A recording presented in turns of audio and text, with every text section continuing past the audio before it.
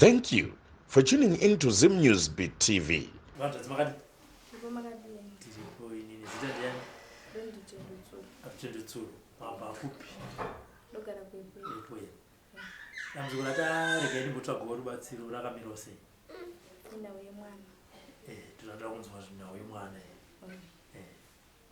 Mwana akatanga aine 4 months.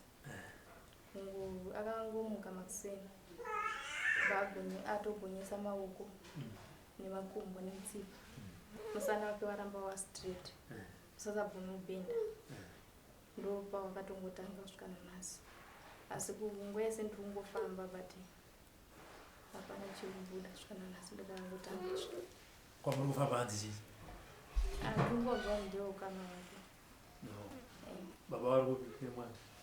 Wari kokumba. Kose mwana. Vakambouya sini ndakatanga kuenda. Madare ngati munotsvaka kuti zvakamira. Makapenda naye kuchipatara? Ndakamboenda naye. Hanzi kuchipatara. Kuenda naye ndoenda naye kana mu exercise ndoenda naye but hapana zvandinyatsota zvarotara zvanyatsobatika zvandinyatsonzwisisa. Ayona rakazvawo zvechirungu izvozvo. Handiti. Ndinachibvunza kuti vanenge vari kuti chirwere chiri pamwana chii? Vari kuti ane cerebral palsy. Okay. Handiti. Aya. Sekuru makati? Alhamdulillah mkoma Robi ndinosimba chaizvo. Tiripoiza ari sematare. Matare ndiyo muri kuona yakatooma. Ndo zvamukuona idzi. Saka musikana wacho manje kana asvika panguva yakadai ationa bosi tine 2 days etsingamutsvage. Saka panenge achitoda kuuya kwandiri kuti kana kuti ndiende kwaari ndaasatori nepawa.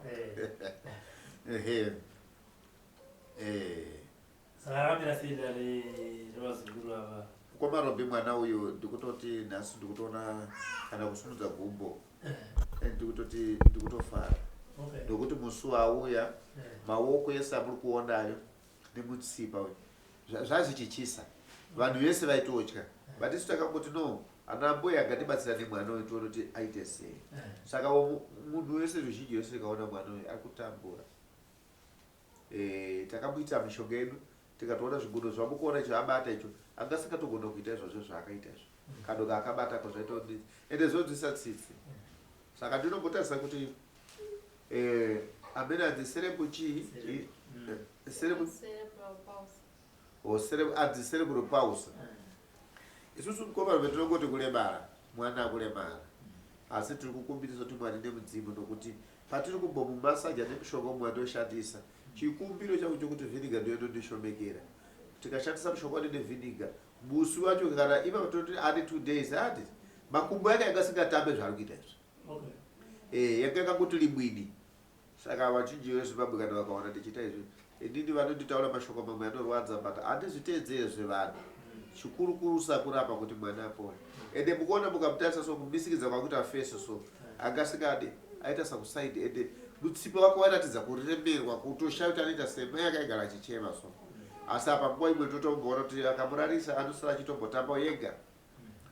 Saka ndototi chikumbiriso stereke kuvanhu vanoziva zve anti-exercise anoda kuwana zvinhu zvokuti chinotwasura gumbo kuti susu patine chimuita pamwe tinosara takumupfekesa chinhu nekutwasura like mutsipa. Kune chinhu che chandinoona kulesering kwekuyatakana zvibhangira nodai chinozobata mutsipa uyu nemabhonzo yakachine matete ari kufanira kuti tiwane chimwe chinhu. Isu tikamushandisa mishonga tinofanira kuzomuisa muchinhu chokuti azorodze mutsipa wake uri one place. Saka tichamboedza kuti mangwana kana kuswera mangwana tiedze kutsvaga chekupimisa mumutsipa kuti tiwane kuti chinogona kuita but ndinombonzwa vedhokotera anombondipa muoso kuti adzi maisa same tinotibvunza but mutsipa wedu tinoti tikaukwizira mishonga wedu musi wacho anoswera mutsipa wakamira. Saka ichocho ndo chikumbiriso changu kuti urema hwemwana vabereki musangosiya muchiti aremara uyu akupenga makore yawanda. Kune mwana ndifondera zvikanzi munhu ane chirwere chefari anomhanya here tikataiwa kukwakupenga. Saka munhu musasiye munhu nekuda kwokuti muri warombo. Nganga dzese mukadziudza kuti ndini sekuru ndine mwana wangu akadai nganga dzese dziri pakubatsira dzotozwa tsitsi ende nganga mazuva ano dzinotoone tsitsi zvakanyanyisa. Saka mai vandakavaudza ndikati musazoipe kufunga zvakawanda vanhu vachiti anondibvunza kuti achapona chii ini ndakati ngavagare sevakugara kumba kwavo ende vasabvunza kuti upfuri kupi chavanofanira kuziva kuti ndadya here breakfast here asi ndinovakumbirisa kuti ivo semunhu ari kubatsirwa vari pachipatara vasazoti ndipei sekuru akati ndipei chakati ndinofanira kudya nguva yakati ngavazive kuti vakauya kuchipatara nechinangwa chemwana pane vamazukuru vangu varipo vangava kutopopota kuti sekuru vakataura kuti ndinofanira kudya shuga inini handiti munhu adye shuga homboyi kuti mangwana akazobatwa nechirwere cheshuga utanzi ndisekuru akati ngazive kuti akainga mwana wake ngaziinga murume wake auda kurapiwa kwete kuzodhimanda wasiya zvechikawa wosiya zveurwere wakuta zvechikafa alhamdulillah. For these and more stories, tune in to Zim News Bit TV with Robert Tafumani.